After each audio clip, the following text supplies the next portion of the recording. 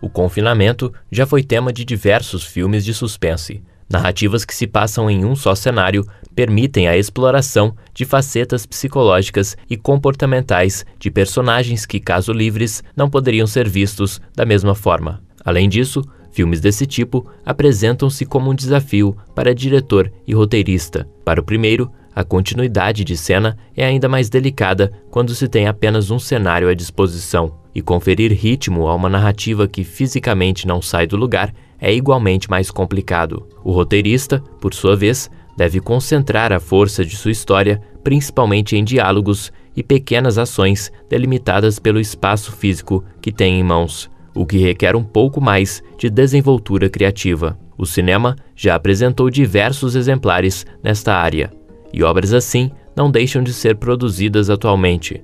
Em Armadilha, filme de 2012, 3 colegas de trabalho ficam presos num caixa eletrônico no meio de uma noite de inverno. O motivo do confinamento é curioso.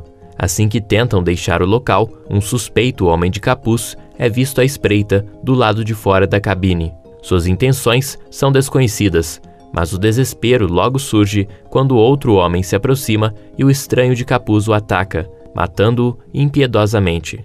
Problemática, a premissa de Armadilha não dá conta de servir bem este que é um dos filmes mais deficientes do subgênero. Além das péssimas atuações, o longa se sai mal tanto na direção quanto no roteiro, que é definitivamente o pior elemento da produção. Incapaz de contornar a descrença gerada pela história, o diretor David Brooks exibe um trabalho pouco inspirado e jamais consegue conferir a dose necessária de tensão à sua narrativa, sendo relativamente salvo, porém, pela correta fotografia do filme, que, reconhecendo o frio como uma das principais ameaças dos personagens, apresenta uma tonalidade cada vez mais gélida e opressiva. Entretanto, o principal responsável pelo insucesso do filme é o roteirista Chris Sparling, que abusa dos clichês do gênero e cria uma trama completamente furada que jamais consegue convencer o espectador dos fundamentos mais básicos de sua premissa. Neste filme, os personagens quase nunca se comportam como pessoas normais se comportariam se estivessem na mesma situação. E as várias ocasiões em que poderiam ter fugido daquele caixa eletrônico sem que o misterioso homem os pegasse é prova da quantidade de realismo que o roteirista sacrifica para que o filme possa continuar. Em Elevador, de 2010, como o próprio nome já denuncia, temos uma situação mais simples e corriqueira, mas que não deixa de ser aterrorizante. Presos num elevador, um grupo de distintos indivíduos, além de sofrerem da natural agonia por ficarem confinados num espaço tão claustrofóbico, tem de lidar com a revelação de que um deles carrega uma bomba, o que deixa tudo muito mais tenso e urgente.